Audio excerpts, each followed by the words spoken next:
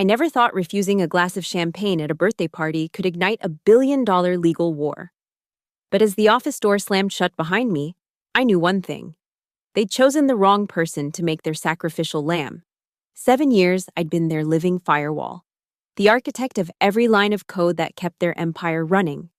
Now, dismissed like a glitch in the system because I skipped the CEO's nephew's party, they thought they were deleting me. They had no idea they'd just activated the most devastating protocol of their lives. My name is Ava Prescott, and until 47 minutes ago, I was the senior systems architect at Zyranet Solutions, North America's premier cybersecurity firm. Now I'm standing in the marble lobby with a cardboard box containing 7 years of my life, watching security guards who once nodded at me with respect now avoid my eyes like I'm contagious. This is nothing personal, Ava. Graham Whitmore's words still echo in my skull. The CEO's nephew, barely 30, designer suit worth more than most people's monthly salary, had delivered my termination with the casual indifference of someone ordering coffee. But culture fit is essential to our family here at Zyranet. Family. The word tastes like copper in my mouth. The violation started 3 days ago. Graham's birthday party at the Meridian Club, mandatory fun disguised as team building. I'd been debugging a critical vulnerability in our flagship encryption protocol, the kind of flaw that could expose half of Wall Street's financial data if exploited. When the calendar reminder popped up, I made a choice: protect millions of users or watch Graham blow out candles on a cake that cost more than a junior developer's weekly paycheck. I chose the code. I always choose the code. Monday morning. Graham summoned me to conference room 7, the one with no windows, where difficult conversations go to die. He sat there, spinning his Mont Blanc pen between manicured fingers, waiting for me to apologize.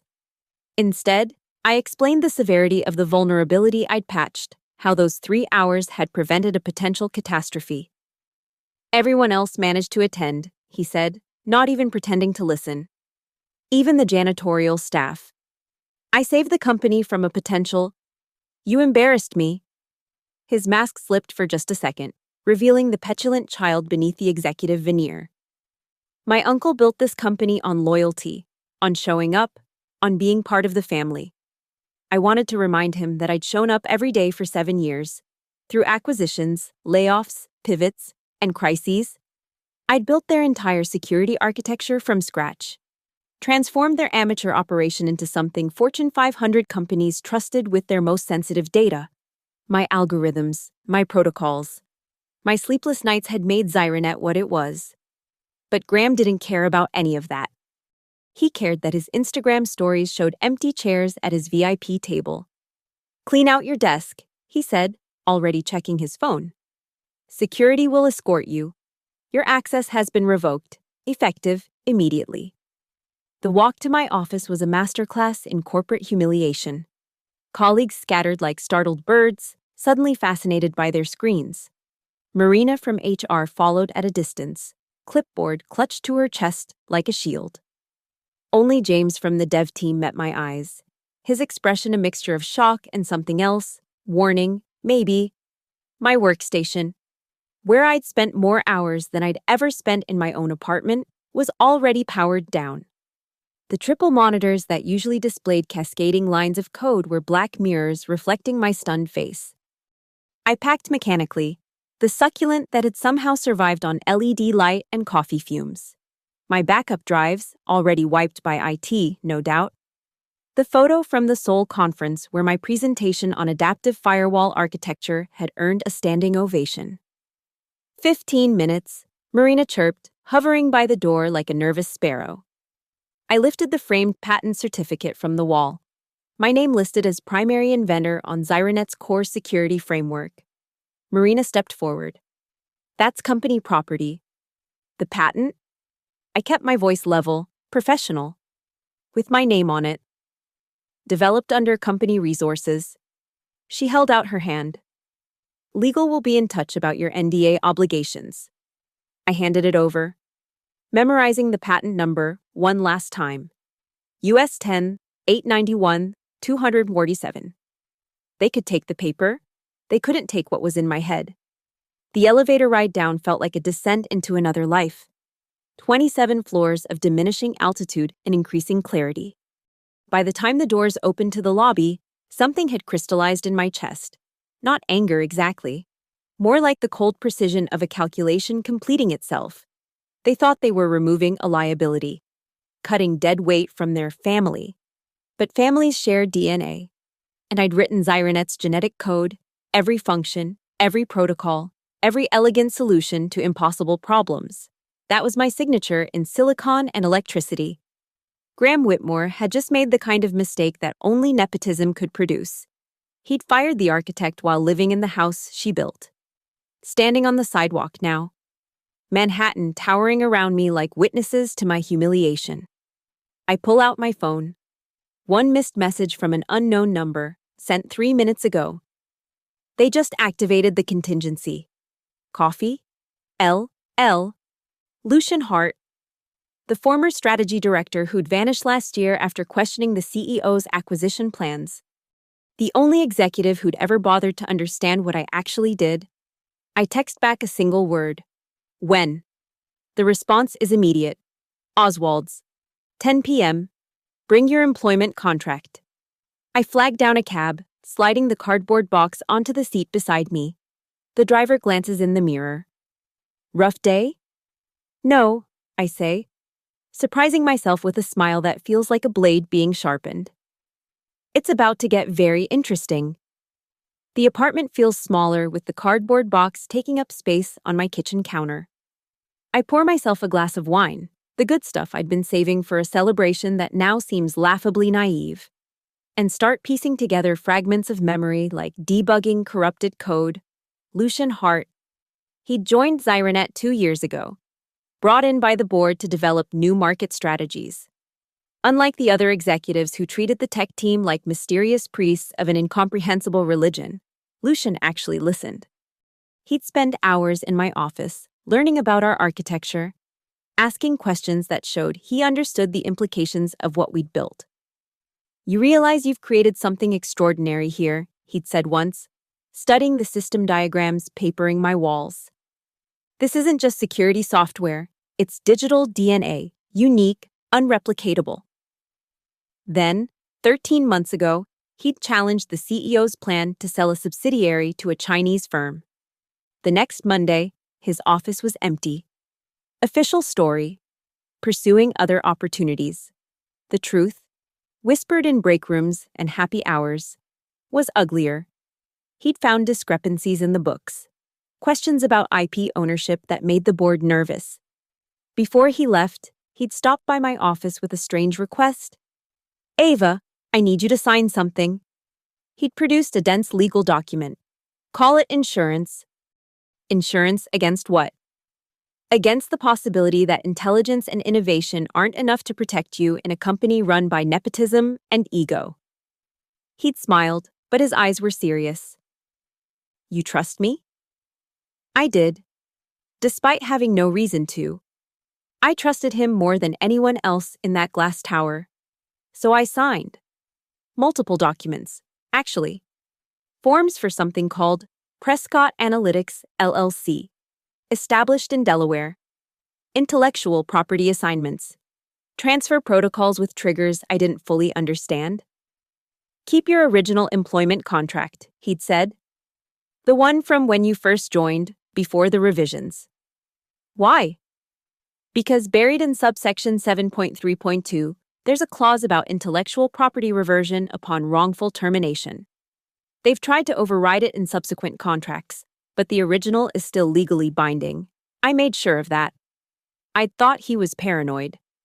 Now, standing in my apartment, I dig through my files until I find it. The original contract from 7 years ago. Pages yellowed at the edges. I scan through the legalese until I find subsection 7.3.2. The language is convoluted, but the meaning becomes clear. Any intellectual property developed by the employee reverts to the employee's ownership if termination occurs without documented cause related to performance or misconduct. Skipping a birthday party, that was their cause. My laptop chimes. An email from Xironet's HR department confirming my termination. Reason: failure to maintain expected cultural standards and team cohesion. Not performance, not misconduct. Cultural standards. I read the subsection again, then pull up the Delaware Secretary of State website. Prescott Analytics LLC is there, registered 13 months ago. I'm listed as the sole member. The company's stated purpose: technology consulting and intellectual property management. Another memory surfaces. 3 months ago, Lucian had sent me a cryptic email from a personal account. If they ever cut you loose, remember, you're not falling, you're being launched. Check the foundations I helped you build. I'd dismissed it as more of his philosophical rambling. But Lucian didn't ramble. Every word was calculated, every action deliberate. He'd seen this coming, not the specific trigger, maybe, but the inevitable result of Graham's growing power and diminishing competence. My phone buzzes. James from the dev team. Ava, what the hell happened? Graham's strutting around like he just won something. Also, weird thing, system started throwing ownership warnings an hour ago. Legal's freaking out. Ownership warnings. That would be the automatic protocol checking IP assignments. Every piece of code in Xironet's system contains metadata, author tags, modification histories, ownership flags. It's standard practice, meant to track contributions and prevent theft. But if the ownership structure suddenly changed? I open my personal laptop, the one they never had access to, and log into the Delaware business portal. There, in the LLC's filing documents, is a schedule of intellectual property assignments. Every algorithm, every protocol, every line of code I'd written, assigned to Prescott Analytics LLC with a reversion clause triggered by wrongful termination from Xironet Solutions. The timestamp on the automated transfer, 11:47 a.m., exactly 1 hour after Graham fired me. Another text from the unknown number, Lucian. I assume you're catching up. We have much to discuss. Oswald's is more than a coffee shop, by the way. It's where futures are rewritten. I check the time. 8:30 p.m. 90 minutes until the meeting. I shower, washing away the stench of corporate betrayal, and dress carefully. Not the conservative suits I wore at Xironet, but something sharper. Black jeans, ankle boots, the leather jacket I'd bought in celebration of my first patent. The person in the mirror doesn't look like a terminated employee. She looks like someone about to collect a debt. Before leaving, I scan every page of my original contract, the LLC documents, and the IP assignments. I encrypt them, upload them to 3 different secure servers, and email copies to myself at multiple addresses. Then I grab my employment contract and head out into the New York night. The city feels different now. Not indifferent, but complicit, like it's been waiting for me to join the ranks of the truly ruthless. Every lit window in every tower represents someone's ambition, someone's betrayal, someone's revolution. Graham Whitmore thought he was punishing me for disrespect. Instead, he'd just signed over nearly $1 billion in intellectual property without even reading the fine print. The incompetence was almost beautiful in its completeness. Oswald squats between a laundromat and a pawn shop in the East Village, the kind of place you'd walk past 100 times without noticing. The neon sign flickers intermittently, the O going dark every few seconds like a dying heartbeat. Inside, it's all cracked vinyl booths and the smell of coffee that's been on the burner too long. Not exactly where you'd expect to plan corporate warfare. Lucian sits in the back corner, facing the door, old habits from his consulting days. He looks different.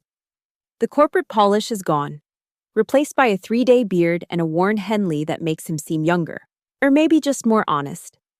When he sees me, something like satisfaction crosses his face. Ava. He stands, gestures to the booth. You look remarkably calm for someone who just got fired.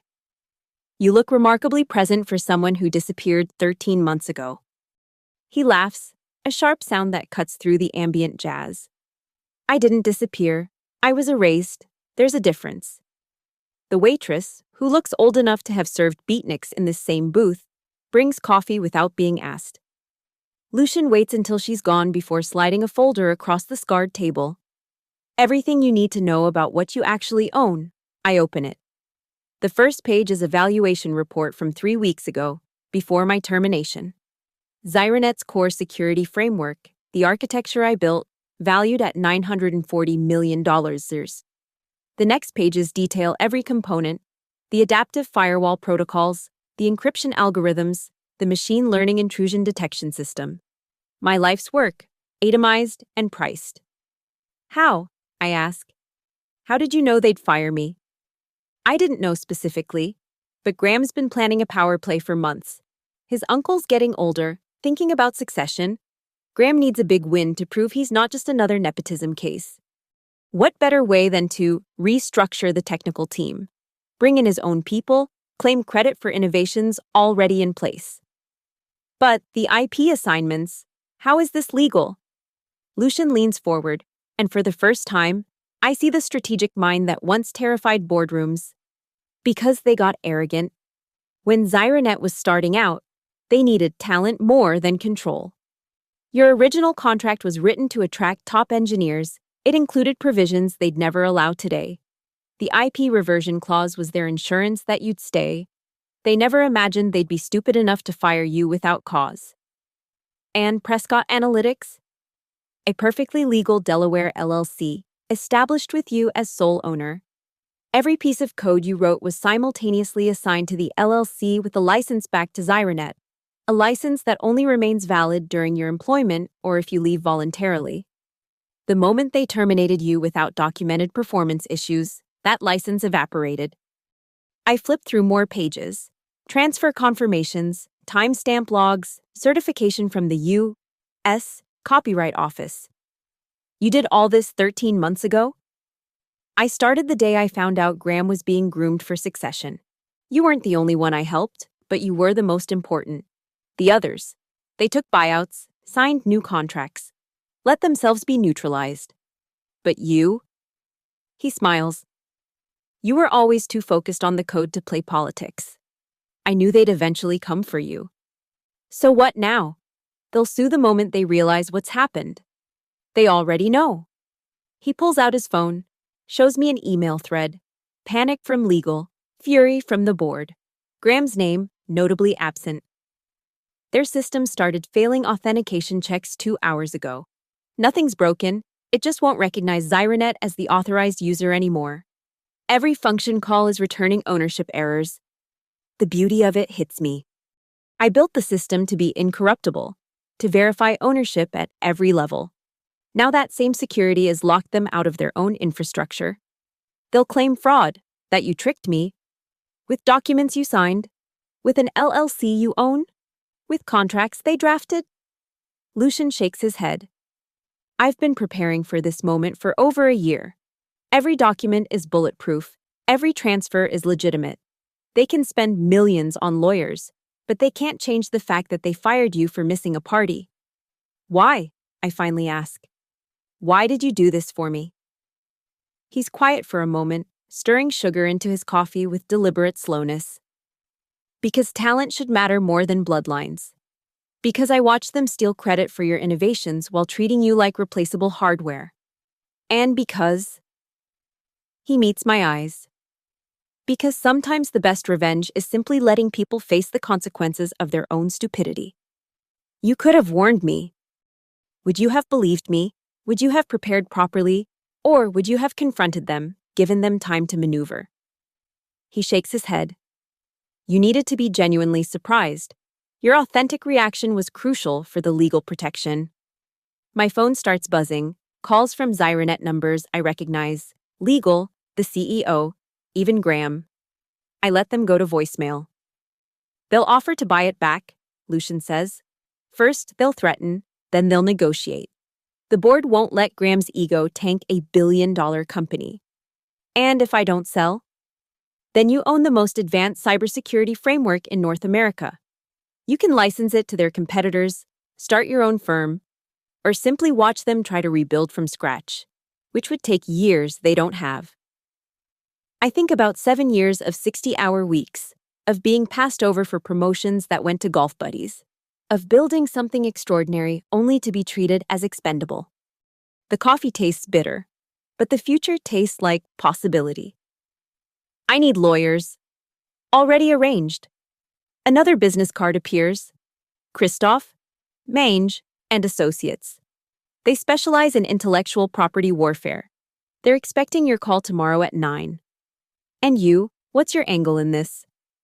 I'm launching a consulting firm, helping talented people protect themselves from corporate predators. You're my proof of concept. He stands, drops cash on the table. Plus, I may have shorted Zyronet stock this morning. It should be an interesting week. As he turns to leave, I call after him. Lucien, what if they'd never fired me? He pauses at the door, silhouetted against the neon night. Then you'd have spent another 7 years making them rich while they treated you like furniture. Sometimes, Ava, the best thing that can happen is for someone to show you exactly how little they value you.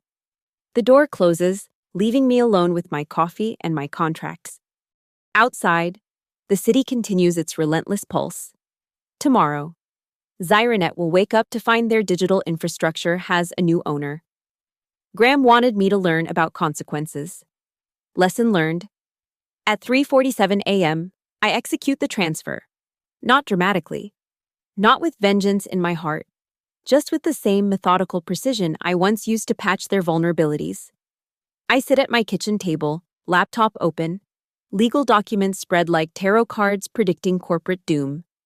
The authentication keys Lucian provided work flawlessly. One by one, I migrate the intellectual property registrations from their shadow state to full ownership under Prescott Analytics LLC. The system responds like a trained dog recognizing its true master. Every security protocol I ever wrote acknowledges the transfer. The encryption keys rotate automatically, locking out unauthorized users, which, as of 4 hours ago, includes everyone at Zyronet Solutions. By 4:15 a.m., it's done. $940 million of digital architecture now legally belongs to my single-member LLC. I make myself coffee and wait for sunrise. The first call comes at 6:23 a.m., Marina from HR. Her voice pitched with barely controlled panic. Ava, there's been a misunderstanding. Mr. Whitmore, Senior Mr. Whitmore, would like to discuss your separation terms. My separation terms were discussed yesterday, I say, watching the sunrise paint Manhattan gold. Graham made them quite clear. This is different. Please, he's requesting an urgent meeting. Tell Mr. Whitmore that all communications should go through my legal representation. I give her the law firm's number and hang up. By 7 a.m., my phone has logged 37 missed calls. I turn it off and walk to the offices of Christoph, Mange, and Associates. The firm occupies 3 floors of a building that whispers old money and older victories. Patricia Christoph herself meets me in the lobby, silver-haired, sharp-suited, with eyes that have seen every dirty trick in the corporate playbook. Ms. Prescott, Lucian told me to expect you. Her handshake could crack walnuts. I've reviewed your case. It's delicious. She leads me to a conference room where 2 associates are already assembled, laptops open, war faces on. Zyronet's legal team has been calling since 5 a.m., Patricia says. They're claiming theft, fraud, corporate espionage, the usual panic repertoire. I've informed them that any code written by you under the terms of your original employment contract legally reverted to you upon wrongful termination. They'll claim it wasn't wrongful. For missing a birthday party? She actually smiles. I've been practicing law for 30 years, and this might be the most clear-cut case of wrongful termination I've seen. They literally wrote failure to maintain cultural standards as the cause. One of the associates pulls up a screen. Their systems are in free fall. Trading was suspended on 3 major platforms because the security certificates expired at midnight and can't be renewed without your authorization. Every client contract has a clause requiring continuous security updates, Patricia adds. If they can't maintain their infrastructure, they're in breach. We're already getting inquiries from their clients about the situation. What's their move? They'll offer to rehire you first, probably with a massive raise and a gag order. When you refuse, they'll try to buy the IP back. When that fails, they'll sue, hoping to bury you in legal fees. And our response. Patricia's smile turns predatory. We counter-sue for defamation, lost wages, and punitive damages. But more importantly, we've already filed for an emergency injunction preventing them from using any derivative code based on your architecture. If granted, and it will be, they'll have to shut down entirely or operate on their legacy systems from 7 years ago. My phone, still off, somehow feels heavier in my pocket. How long can they survive without the framework? Given their client obligations, 48 hours before the first lawsuits hit them, a week before the board revolts, a month before bankruptcy, the room goes quiet. The weight of what I've done, what Lucian helped me do, settles like morning fog. There's something else, Patricia says, sliding a document across the table. Nova Secure reached out an hour ago. They're interested in licensing your framework. Nova Secure, Zyronet's biggest competitor. The company that's been trying to poach me for 3 years. The number they're proposing makes my coffee cup shake slightly in my hand. This is just their opening offer? They know what happened. The entire industry knows by now. Graham Whitmore fired the architect of Zyronet's entire security infrastructure over a party invitation. It's already becoming a Harvard Business School case study in what not to do.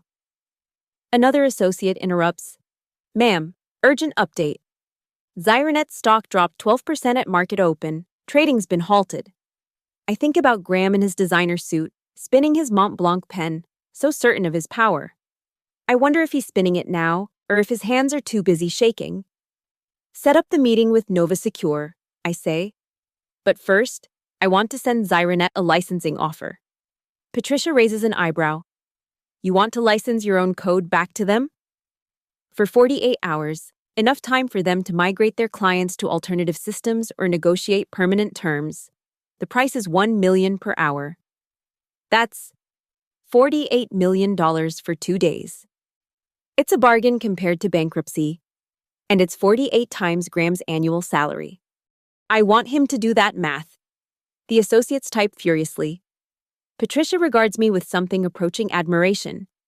You're not just burning them down, you're making them pay for the matches. I'm giving them what they always said they wanted, a pure business transaction. No emotion, no loyalty, just market value. I stand, gathering my copies of the contracts. They turned me into a vendor yesterday. Today they learn what vendors charge. As I leave the office, my phone finally powered back on. I see 127 missed calls. The most recent voicemail is from Graham himself. His voice stripped of its usual arrogance. Ava, we need to talk. Please, this doesn't have to destroy everything. I delete it without listening to the rest. He's wrong, of course. Destruction was always the only possible outcome when they decided I was disposable. The only choice was whether it would be mine or theirs. The elevator doors open to the lobby, where morning sunlight streams through glass walls.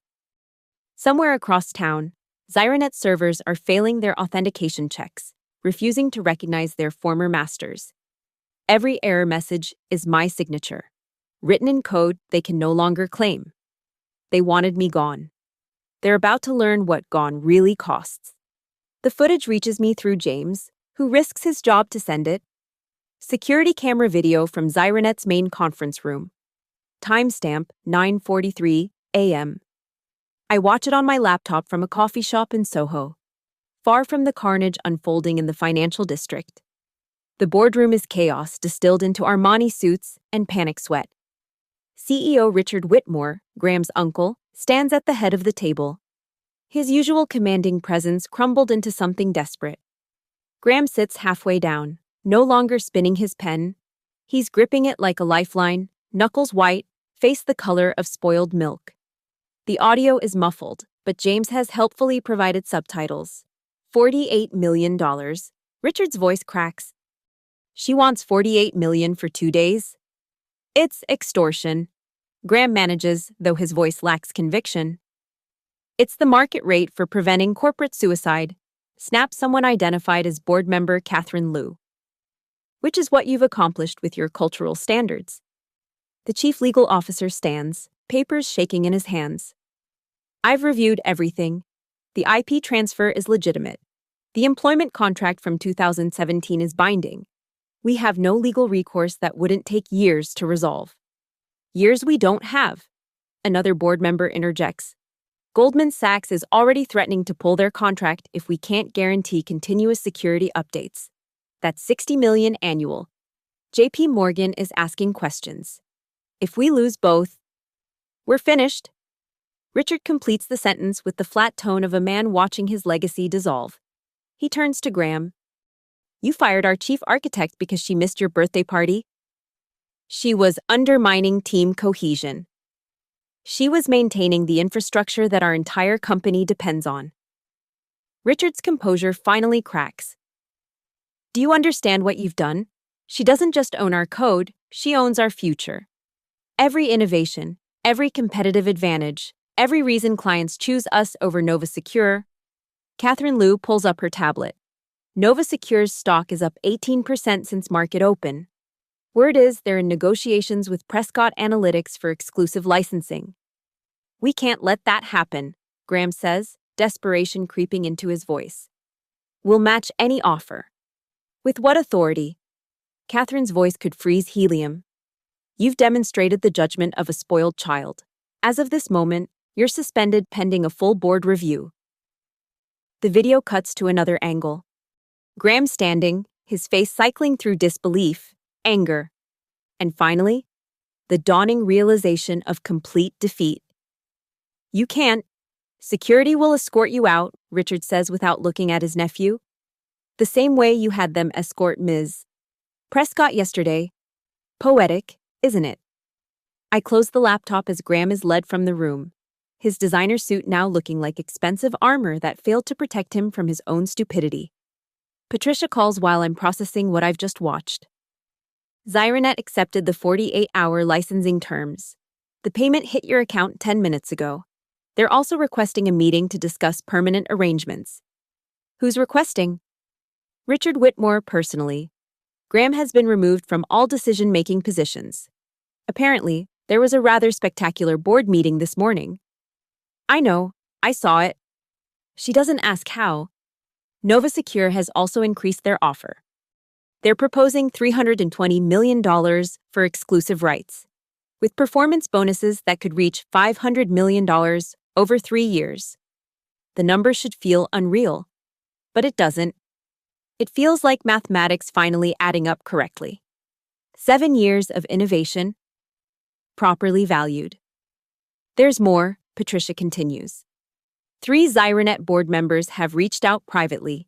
They're exploring options for removing Richard as CEO. They want to know if you'd consider returning as Chief Technology Officer with a board seat. After what they did. After what Graham did. They're claiming he acted without board approval, exceeded his authority. They're throwing him to the wolves and hoping you'll accept his carcass as an apology. I order another coffee, watching New York stream past the window. Everyone rushing to meetings, to jobs, to places where they'll spend their talent making other people wealthy. Set up the meeting with Nova Secure for tomorrow, I say. But first, I want to have one conversation with Xironet, not the board, not the lawyers, just Richard Whitmore. That's irregular. Everything about this is irregular. 1 hour, neutral location. He can explain to me, face to face, how his company's nepotism culture nearly destroyed everything he built. Patricia pauses. You're enjoying this. No, I correct her. I'm cataloging it. There's a difference. Every company that treats technical talent as replaceable should have to watch this case study. Every CEO who lets their nephew play executive should see the bill. James texts me another video. This one from the development floor. My entire former team is standing, applauding, as news of Graham's removal spreads. Someone has printed my patent certificate and taped it to Graham's former office door like a declaration of independence. Another text, this one from Lucian. Phase 1 complete, ready for Phase 2? I respond, what's Phase 2? You'll see. Check the Wall Street Journal tomorrow. Page 1. The 48-hour clock is ticking. Across town, Zyranet systems are running on borrowed time, my time, rented back to them at a price that reflects exactly how much they valued it when they had it for free.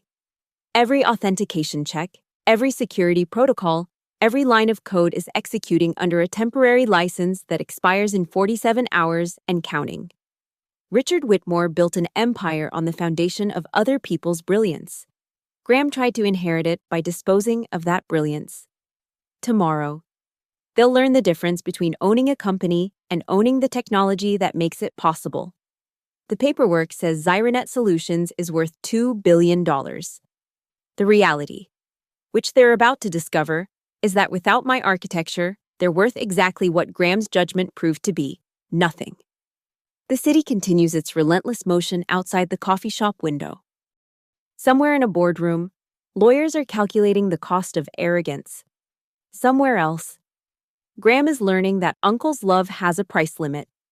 And here, in a Soho coffee shop, I'm watching an empire realize it's been standing on someone else's land all along. The St. Regis Hotel's presidential suite has witnessed hostile takeovers, billion-dollar mergers, and the occasional suicide pact between failing companies. Today, it hosts something simpler: a negotiation for the future of cybersecurity in North America. NovaSecure's delegation arrives first.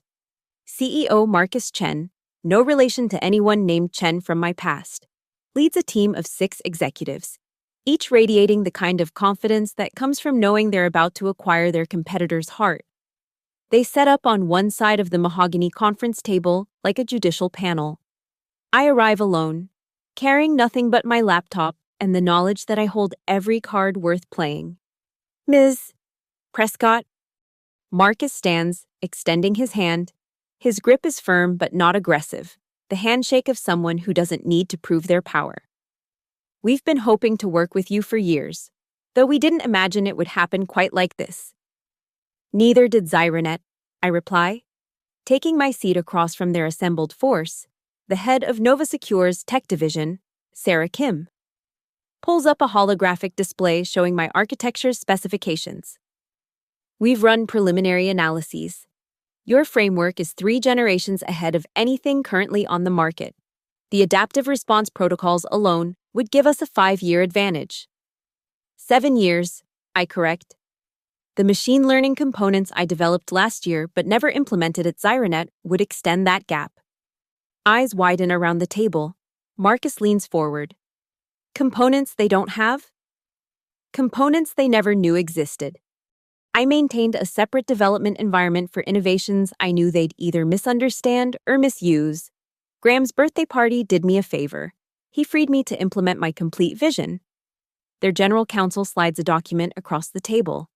Our initial offer, $320 million, for exclusive licensing, with performance bonuses reaching $500 million over 3 years. I don't touch the document. Licensing? We assumed you'd want to maintain ownership. I do, but exclusive licensing limits my options. I have a counteroffer. Sarah pulls up her tablet, ready to take notes. $400 million for non-exclusive licensing with a 3-year non-compete clause for direct competitors. You get first implementation rights and a 6-month head start on any new developments. After that, I'm free to license to other sectors: finance, healthcare, government. The CFO starts to object. That's the framework that will define cybersecurity for the next decade, I interrupt. You can have exclusive access and watch it stagnate under single company development. Or you can have the advantage of being first while I continue innovating for multiple sectors, each advancement cycling back to improve your implementation. Marcus and Sarah exchange glances. There's a conversation happening in that look, years of partnership distilled into seconds of silent communication.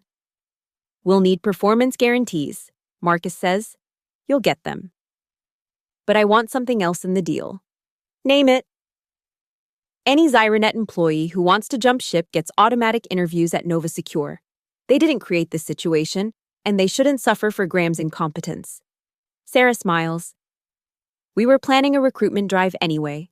Having you vouch for them would streamline the process. My phone buzzes. Patricia. Richard Whitmore has agreed to meet. 4 p.m., the Mercury Club. I stand. Gentlemen, ladies, you have 2 hours to consider my terms. I'm meeting with Xironet's CEO at 4. If we don't have a deal by then, I'll be entertaining their counteroffer. You'd go back to them? The disbelief in the CFO's voice is almost insulting. No, but they don't know that. And competition tends to improve offers, doesn't it? Marcus laughs, a genuine sound that fills the suite. Lucian said you were formidable. He undersold you. You know Lucian? Who do you think recommended we make our move the moment you were free? He stands, extending his hand again. We'll have revised terms in 90 minutes. I suspect you'll find them agreeable. As I leave the suite, I catch my reflection in the elevator's polished doors. The woman looking back doesn't resemble the one who was escorted from Xironet 48 hours ago. That woman was an employee, a cog, a replaceable component in someone else's machine. This woman owns the machine. My phone buzzes again. A message from James with another video attachment. You need to see this. Graham's lost it. The video shows Graham in what appears to be a bar, disheveled, ranting to anyone who'll listen about being betrayed, about ungrateful employees, about how he's going to sue everyone. The bartender is clearly uncomfortable. The few patrons are recording on their phones. By tomorrow, this will be viral. I forward it to Patricia with a note. In case we need evidence of ongoing defamation. The Mercury Club sits 40 floors above Manhattan, a place where power lunches determine the fate of industries. Richard Whitmore will be there in 2 hours, ready to bargain for his company's survival. Nova Secure will have their counteroffer ready in 90 minutes. And somewhere in this city, Graham is learning that inheritance without competence is just delayed poverty. The game isn't over. But the outcome was determined the moment they decided I was disposable. I halt a cab, giving the driver the address of a small patent office downtown. Before I meet with Richard, before I sign with Nova Secure, there's one more piece to put in place. The final innovations, the ones I've been developing in private, it's time to file those patents under Prescott Analytics. By end of business today, I won't just own Xironet's past, I'll own the industry's future. The cab pulls into traffic, and I allow myself one small smile. Graham wanted me to respect the culture. I'm about to show him what happens when the culture doesn't respect the code. The Mercury Club's private room smells of leather and resignation. Richard Whitmore sits alone at a table set for 2, looking every one of his 63 years. The man who built Xironet from a startup to a billion-dollar enterprise now resembles a king surveying his burning kingdom. Ava. He doesn't stand when I enter. Thank you for agreeing to meet. I take my seat, noting the untouched whiskey in front of him. You have 43 hours left on the license. I know exactly how many hours I have. His voice carries exhaustion deeper than sleeplessness. I also know Nova Secure has made you an offer. Marcus called me an hour ago. Professional courtesy. He said, though we both know it was a victory lap. Did you know? I asked directly. When Graham decided to fire me, did you know? Richard finally meets my eyes. No, I was in Tokyo, finalizing the Matsuda partnership. Graham called it a minor personnel adjustment. By the time I learned the truth, you were already gone and our systems were failing. Your nephew destroyed 7 years of my work with a minor personnel adjustment. My nephew destroyed 30 years of my work with his ego. The admission seems to physically pain him. I spent 3 decades building Xironet on a simple principle: hire the best, give them resources, get out of their way. Then I let blood matter more than talent. He pulls out a tablet, showing me a document. This is our offer. Full reinstatement as CTO, board seat, 30% equity stake, complete autonomy over all technical decisions. Graham is gone, permanently. The board has already approved it. The numbers are staggering, more than Nova Secure, more than anything I could have imagined a week ago. But there's something else in his eyes, not just desperation, but genuine regret. You're offering me 1/3 of your company? I'm offering you what you should have had 3 years ago. What you would have had if I hadn't been blind to Graham's incompetence. He pushes the tablet closer. Ava, you built something extraordinary. Not just the code, you built a philosophy of digital security that redefined the industry. I let my nephew treat that like it was disposable. This is my attempt to make it right. And if I say no, then Zyranet dies. The words come out flat, factual. We'll breach every major contract within a week. The lawsuits will bury us. Nova Secure will absorb our clients, our talent. 30 years of work will become a cautionary tale about nepotism and hubris. My phone vibrates. Patricia.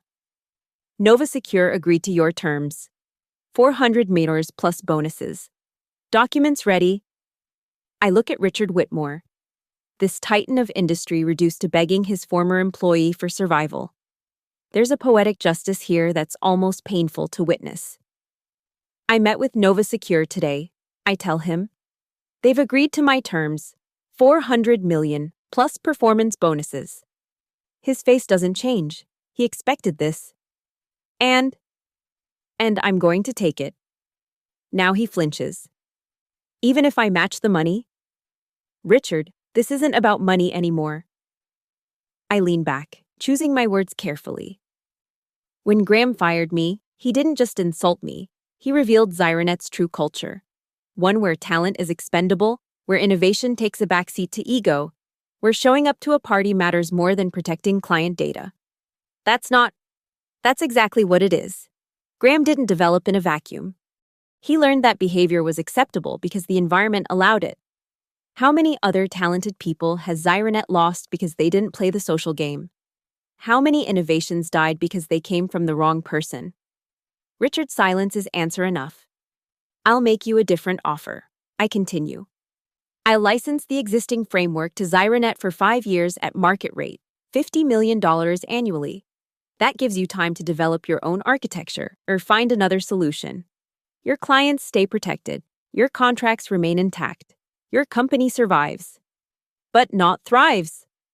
No. That opportunity died when Graham decided I was disposable. He reaches for his whiskey, finally taking a sip. The board will accept. We don't have a choice. You always had a choice. You chose wrong. I stand to leave, but Richard's voice stops me. What would it have taken? To keep you? Respect, I answer without turning around. Recognition. The basic understanding that the person who built your house shouldn't be kicked out because she missed a party. Graham's finished, not just at Zyranet. No tech company will touch him after this. Now I do turn. I know. The video of him ranting at that bar has 3 million views and counting. But that's not my problem. Just like Zyranet's future isn't my problem anymore. As I reach the door, Richard speaks one last time. For what it's worth, Ava, you were the best thing that ever happened to Zyranet. I'm sorry we didn't deserve you. I leave without responding. Some apologies come too late to matter. In the elevator down, I text Patricia. Accept Nova Secure's offer. Send Zyranet the 5-year licensing agreement. Then I text Lucian. Phase 1 complete. What's Phase 2? His response is immediate. Check the journal tomorrow. Also, Graham just tried to access his trust fund. Guess whose authorization he needs? His uncle's? Who froze it an hour ago? Funny how family works. The elevator opens to the Manhattan evening. Somewhere above me, Richard Whitmore is calling his board to accept terms of surrender. Somewhere else, Graham is discovering that even trust funds have strings attached. And tomorrow, the Wall Street Journal will run a story about how one woman brought a billion-dollar company to its knees with nothing but the code she wrote and the contracts they signed. The empire hasn't fallen. It's been repossessed by its architect. The Global Security Summit at the Javits Center draws every major player in cybersecurity. 1 year ago, I attended as Zyranet's lead architect, invisible behind their corporate banner. Today, I walk the main stage as keynote speaker, introduced as the woman who revolutionized digital security ownership. The auditorium holds 3,000, every seat filled, standing room only. In the third row, I spot Richard Whitmore, His company now a cautionary tale told in business schools. Nova Secure's delegation occupies the front row. Marcus giving me an encouraging nod. And somewhere in the back, trying to remain invisible, Graham Whitmore slips in through a side door. Though security is already moving to escort him out, he's become persona non grata at industry events. His name synonymous with the most expensive temper tantrum in tech history. A year ago, I begin, letting my voice carry across the silent crowd. I was fired for missing a birthday party. Nervous laughter ripples through the audience. They all know the story. It's become legend. Today, Prescott Analytics licenses security architecture to 43 companies across 6 continents. Our protocols protect $2 trillion in digital assets. We employ 73 engineers, all recruited from companies that didn't value their worth. The presentation screen behind me lights up with patent numbers, profit charts, client testimonials, but I don't turn to look at them. This isn't a success story about revenge, it's a warning about waste. Every company that treats its technical talent as replaceable is sitting on a ticking bomb of their own making. Every CEO who promotes based on bloodline rather than brilliance is one termination letter away from disaster. I click to the next slide, Xironet's stock price, a year-long decline from $847 to $73. Xironet Solutions still exists. They pay me $50 million annually to use the infrastructure I built for them. They've spent the last year trying to reverse engineer their own system, to understand what they had when they had it for free. Their market cap has dropped 91%. They've become a life support company, technically alive but functionally irrelevant. In the third row, Richard's face remains stoic. He knows this presentation isn't about humiliation. It's about education. But Nova Secure? I click again. Up 300%. Not because they acquired my technology, but because they understood its value. They didn't just license code, they embraced a philosophy that innovation comes from individuals, not org charts. Marcus stands, starting an applause that spreads through the auditorium like wildfire. When it dies down, I deliver my closing words. I didn't destroy Xironet. Graham Whitmore did, the moment he decided that missing his party was more important than 7 years of innovation. I simply collected what was mine and let them deal with the consequences of their choice. Every line of code you write, every system you build, every innovation you create, document it, protect it, value it. Because the moment your company stops valuing you, that intellectual property might be the only currency that matters. The screen behind me goes dark except for one line. You are not disposable. Your ideas are not replaceable. Your worth is not negotiable. I don't need to destroy those who wronged me. I conclude, finally spotting Graham being firmly escorted out by security. They destroyed themselves the moment they mistook talent for furniture. I just collected the rent. The standing ovation lasts 4 minutes, or, afterwards, at the reception. A young developer approaches me. She looks exhausted, undervalued, familiar. Ms. Prescott, I'm Sarah from Nexus Systems. My CEO's nephew just got promoted over me despite having no technical background. I think I need your advice. I hand her Patricia Kristoff's business card. Call this lawyer, tell her I sent you. And Sarah, start documenting everything you've built, every algorithm, every innovation, every line of code that has your signature. She takes the card like it's made of gold. Thank you. As the evening winds down, Lucian appears beside me, champagne glasses in hand. Phase 2 complete, I ask. Look around, he says. Half this room is reconsidering their employment contracts. The other half is panicking about their IP ownership structures. You didn't just win a corporate battle. Ava, you started a revolution? Good, it was overdue. We toast to that, to revolutions, to recognition, to the beautiful catastrophe that occurs when companies forget that castles aren't made of stones, but of the people who build them. Later, alone in my new office overlooking Central Park, I pull up Xironet's website. Their latest security update failed 3 hours ago. Their remaining clients are migrating to competitors. Graham Whitmore's LinkedIn shows him seeking new opportunities. Code for unemployable. I don't feel satisfaction or regret, just the simple acknowledgement of cause and effect, of actions and consequences, of the immutable law that states you cannot discard your foundation and expect to keep standing. My phone buzzes with a message from Richard Whitmore. Congratulations on the keynote. You were right about everything. I'm retiring next month. Whatever you build next, build it better than we did. I delete the message without responding. Some bridges, once burned, illuminate the path forward with their flames. Outside, New York continues its eternal rhythm. Somewhere, another talented developer is being overlooked. Somewhere else, another CEO is about to learn what happens when you value birthday parties over brilliance. And here, in an office paid for by the company that fired me, I'm writing the next generation of code that will define digital security for the coming decade. I don't need to look at their burning kingdom anymore. I'm too busy building my empire on its ashes. Thank you so much for listening to this story.